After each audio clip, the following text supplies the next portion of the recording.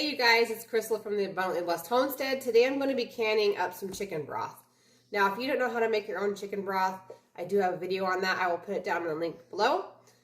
This is chicken broth that I have taken out of the pan, and I discussed that in one of the other videos, but I use one of these fine mesh strainers, and I just stick it over the gallon-sized glass jar like this, and use a ladle to put the homemade chicken broth into the jars. These have completely cooled and been stored in the refrigerator. The reason why you want to do that is because, as you can see, the fat has risen to the top on both jars. It's that light yellow color up here. You have to remove the fat before you can your broth. If you don't, it will explode out the top of your jars and it will break your seals and you won't have anything that's canned in the end anyway. So to do that, I'm going to go ahead and show you how to do it. It's super easy. So the point in putting this into the stove is because, ooh, if I can get it open, or not the stove, in the refrigerator. The point of putting it into the refrigerator is so that the fat hardens on the top. I don't know if I can get this one. It goes. Wasn't sure I was going to be able to get that one open. Okay, so here we go. We're just going to take a spoon and you're just going to scrape it off the top. And you can use this for cooking. I add it to soups and stuff. It's just a healthy fat that you can consume. If you add it to your soups, if you're doing like, you're okay. If you're doing like the GAPS diet or something, it's beneficial to have some of this on hand because you can add it to your soups and make them more filling. What's going on, buddy? Move my foot. Okay, so obviously you don't have to get every single little piece, but you want to get most of it. So this one's completely done. I'll show it to you. And healthy broth should be like a gel. Okay, see that? After it sits in the refrigerator. So this is some nutrient-dense packed broth. I have a little helper now. And all I'm going to do now that I've scraped this off, I'll scrape this one off camera. But then I'm going to move this to a, he's so cute. Move this to a pan, and I'm going to warm it up, and then we'll start loading our jars. So I'll bring you back a little bit later when I get around to doing that. Okay, so I'm going to go ahead and I'm going to warm this on up. Okay, so I'm going to dump this into a large pot over medium heat until it's a little warmer than room temperature, because my jars, I put them to the dishwasher last night and they are at room temperature now. So we don't want to go too much higher than room temperature or the jars will break. I'm just going to dump them on in here. Like I said, healthy broth is a gelatin in the refrigerator.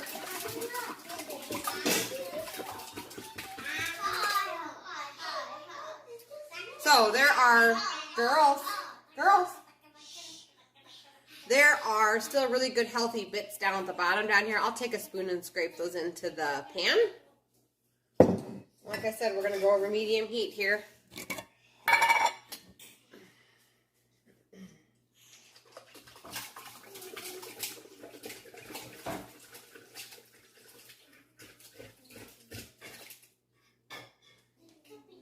Once again, there's a whole bunch of goodies at the bottom of the jar. So I'm going to scrape these out. I'm going to warm this up, and I'll bring you guys back when it's time to load the jars, okay? Okay, we're back. It is, there we go. All right, so this is warmed on up to room temperature. It's our broth, our homemade broth. So now I'm just going to load the jars. I have a big ladle. I have a canning funnel. All these jars are all washed and they're all at room temperature.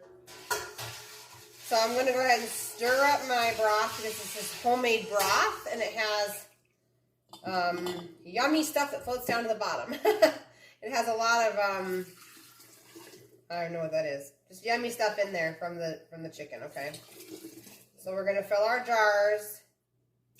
And I usually only take chicken broth to the shoulder part of the jar. I'll show you where that's at in just a second.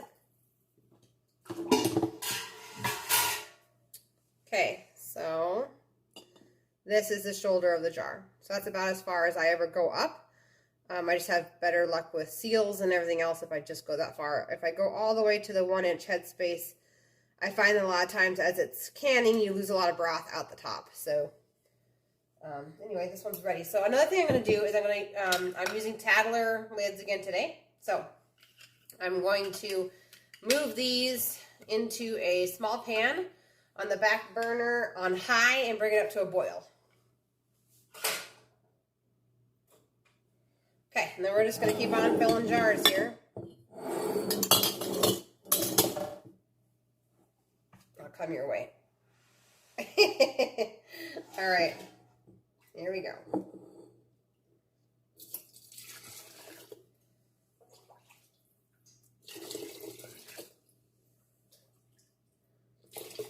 So like I said before, I do have a video, and I will link it down below, about how to make broth. Homemade broth. It's awesome because you can cook up like a whole chicken and then save the carcass, and you can put that into a roaster, or I just do a whole chicken most of the time, and then I actually use the meat, which I have a video on how to can the meat too. I can put that down in the description also of the video. Oopsie, I went too full on that one. All right, we'll empty a little bit out. There we go. Much better. Anyway, I have a whole video on that also that I'll put down on the bottom about making your own chicken broth. Let's see, what else? Whoop. Don't want to go too full.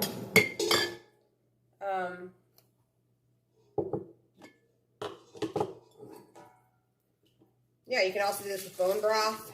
I'm trying to think of what else. Oh, when you go to make your broth, as you're cooking your meals, you can save the ends of your onions, the end of your, the paper stuff off your garlic. You can save all of that stuff and actually put it into your roaster or your Instant Pot if that's how you choose to make your broth, or your crock pot. And that will give your broth a ton of flavor. And then when you go to strain it out, then you take all those interesting parts out. Obviously, it doesn't go into your broth. You're not going to have chunks of stuff floating in your broth.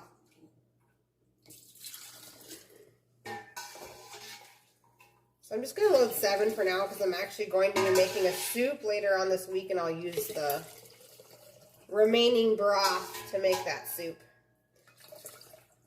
Okay.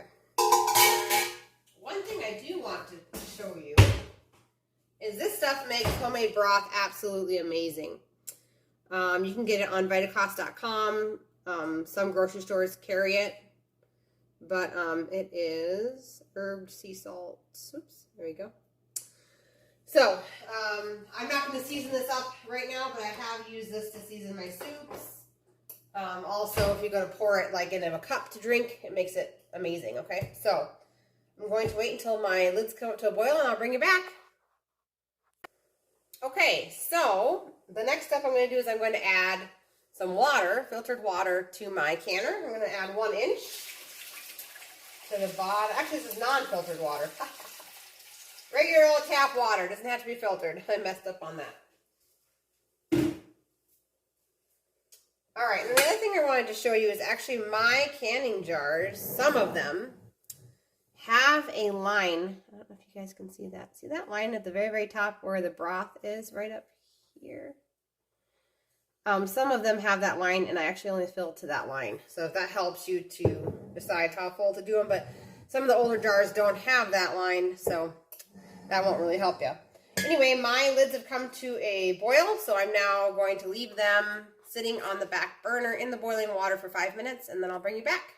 I've had this discussion with you guys before, but in order to avoid shattering of jars, it is hot liquids, hot jar, hot canner.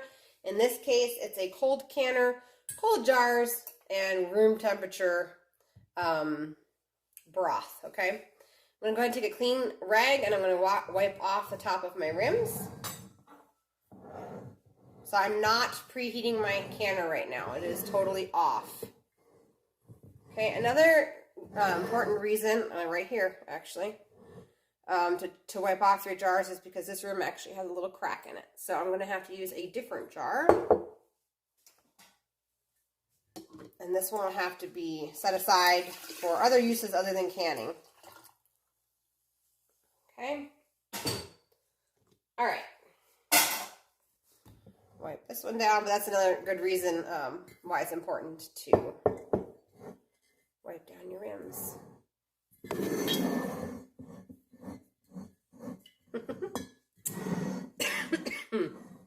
All right, it is time to do the lids, the Tattler lids. I'm going to use a fork. I'm going to go into my boiling water that you now can't see here, but I'm just grabbing stuff out like this. I'm going to load the little rubber seal onto the track. Flip it upside down. And I'm going to get my ring. Okay, I'll put my finger through, pushing down on the plastic lid. I'm going to twist it until the jar begins to spin. There it goes, and I'm just going to go a little bit further. Okay. Now, my personal test for Tattler lids is to go counterclockwise and jerk it back clockwise instantly and see if this ring feels like it's getting loose. If not, then that's your perfect spot for this can. It's going to go right into the canner. Okay, I'll show you that one more time, and then I will pause the video and come back, and I'm all done doing all the rest of the jars. So we're pulling it out of the boiling hot water here, loading the rubber seal onto the top. Onto the top of the jar it goes. Let's see about this canning jar. It doesn't have a label, so sometimes those can be kind of interesting. Okay. Okay, that one's ready to go. All right, I'm going to finish the rest of these and I'll bring you guys back. So I just wanted to show you guys one example of an old canning jar with one of these big thick rims, not working with the Tattler lids, which is kind of unfortunate. But you'll see why here in just a second. You're going to tighten it and it just becomes loose again. You get it tightened down and it just comes loose. So this jar I will have to use for something else, dry storage or something like that. I'll never be able to use it for canning as long as I'm using the Tattler lids. So that is the one unfortunate thing about Tattler lids. I could reserve these in a certain box for reusable or disposable lids, but I really like Tattler, so I'm not sure. So I'll just probably use it for something else. Okay, so my jars are in my cold canner. It's time to put the lid on. So I'm going to take the weight off of the lid.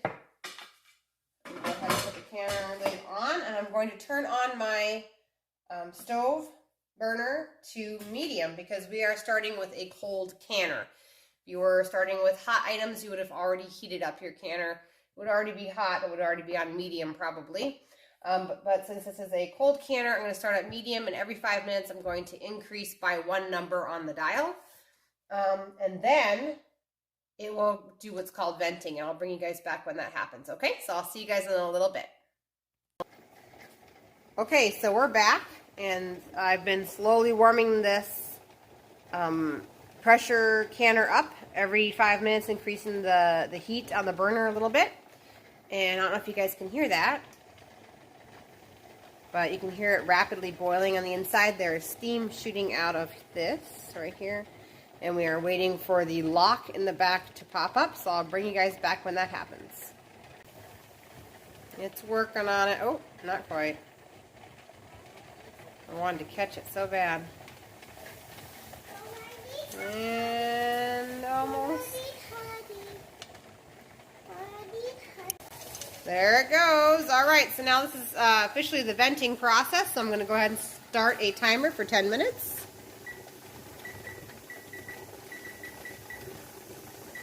Okay, 10 minutes, and that's all we're going to do is we're going to sit here and let the steam shoot out of this for 10 minutes, and then I'll bring it back.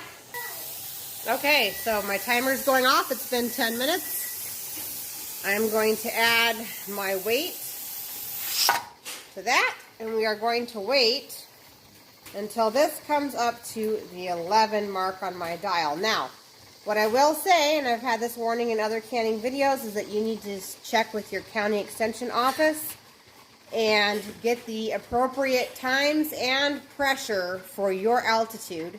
This is just the appropriate numbers for my altitude. So I'm going to wait until this comes up to 11 and then I'll bring you back. Okay, we are at 11 pounds of pressure. I don't know if you guys can see that. It's all kind of blurry. But anyway, I'm going to set a timer for 25 minutes and then I'll bring you guys back. I did want to mention that I am lowering my knob down to right below medium for my specific stove to make sure that the dial doesn't continue to raise higher and higher pressure. We're trying to keep it around 11 pounds of pressure for 25 minutes. Okay, so my timer just now started going off, and it's at 11 pounds still, so we're going to go ahead and turn off the burner, and we're going to wait until this needle completely falls down to 0, and this back locking mechanism drops down into the pan. So when that happens, I'll bring you back. Okay, the lock on the back of my canner, I guess I could show that to you. Hang on a second here. Has fallen. The gauge says 0. Okay, so we are ready to open the lid. All right. So open the lid and kind of put it off to the side so the steam can escape. You're going to need a jar holder, or puller, or handler, or whatever this is called. I'm not really sure. To get the jars out of the canner, we're also going to need a nice towel, thick towel, to tighten those Tattler lids. So, here we go. So I'm just going to simply grab the jar out of the canner, and I'm just going to tighten down the lids all the way. Okay. And that's all there is to canning with Tattler lids and canning broth. So what I'm going to do is I'm just going to let these sit at room temperature to cool down. And then I will remove the rings once they're completely cool. And then you'll know for sure that they've sealed, but I can already tell a few of these have already sealed because they are concave. And that's all there is to canning your own broth. If you have any questions, please put them down in the comments. And if you haven't yet, please like and subscribe my videos, please, because I'm trying to grow my channel. And I would love to have lots more people subscribed and learning how to make nourishing food and preserve it for your family through the winter. Thanks for watching. See you guys in the next video.